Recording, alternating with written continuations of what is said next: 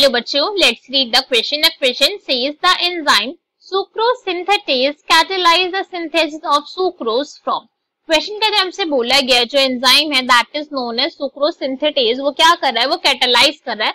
That means ये जो हमारी रिएक्शन होती है किसकी, सिंथेसिस ऑफ सुक्रोज की, सुक्रोज की फॉर्मेशन की जो हमारी रिएक्शन है, ये एंजाइम इस रिएक्शन के रेट को क्या करवा रहा है, फास्टर करवा रहा है. बिकॉज कैटलाइज का मतलब यही होता है ना, इनिशिएट नहीं कर सकते हैं कैटालिस्ट, बट क्या कर सकते हैं, उस रेट को फास्टर करवा सकते हैं. तो वो ये काम कर रहा है. ठीक है, सो हमें बताना है कि यहाँ पे जो सिंथेसिस ऑफ सुक्रोज हो रही है वो हो किससे रही है. ठीक है, हम यहाँ पे डिफरेंट ऑप्शन गिवन है.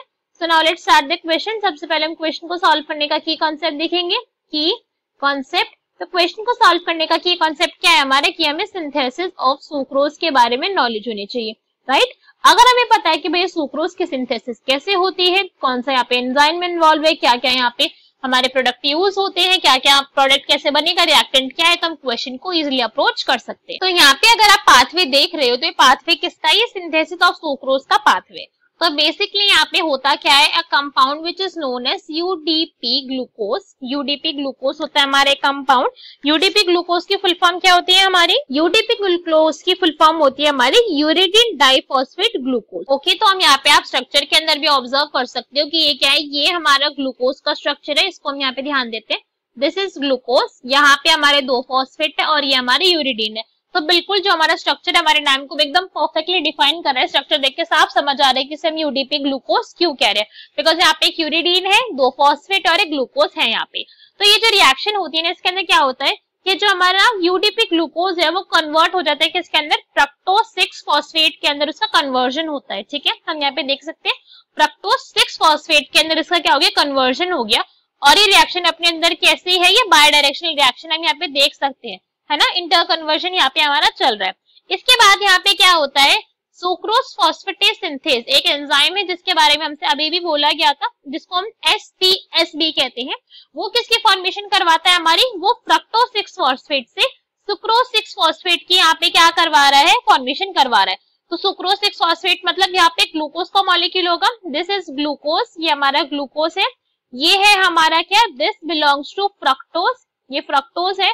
और यहाँ पे प्रेजेंट है ये हमारा phosphate group, this is phosphate. ठीक है, तो ग्लूकोज और फ्रक्टोज मिलकर क्या बनाते हैं, सुक्रोज बनाते हैं, वही उसके मोनोमर्स होते हैं. तो यहाँ पे सुक्रोज 6 फॉस्फेट की क्या है, सिंथेसिस हो चुकी है. इसके बाद यहाँ से क्या होता है कि जो हमारा फॉस्फोरस है वो बाहर चला जाता है, फॉस्फेट हमारा बाहर चला गया. और उसके बाद जो हमारा सुक्रोज फॉस्फेट फॉस्फेटेज है, फॉस्फेटेज मतलब कि भैया इसने क्या करवाया, फॉस्फेट का रिलीज करवाया. ठीक है, फॉस्फेटेज है, यहाँ पे 2 एंजाइम है फॉस्फेट से जो हम हमेशा याद रखने चाहिए. दे आर वेरी इंपॉर्टेंट, बहुत बार आप दिखेंगे, आपको बहुत ही ज्यादा बार दिखेंगे कि जो फॉस्फेटेज होते हैं उनका क्या काम होता है, उनका काम होता है रिमूवल ऑफ फॉस्फेट.